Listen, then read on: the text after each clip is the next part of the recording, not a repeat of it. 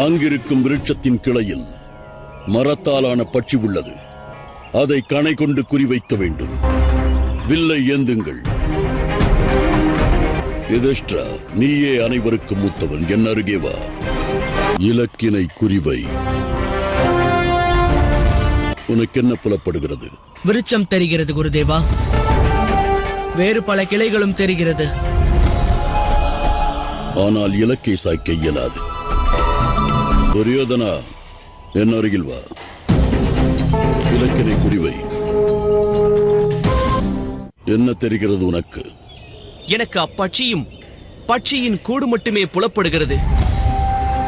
எதை சாய்க்கட்டும்? பட்சியையா இல்லை கூட்டையா? இது வீரனுக்கு அழகல்ல. தனுசை இறக்கு. அர்ஜுனா,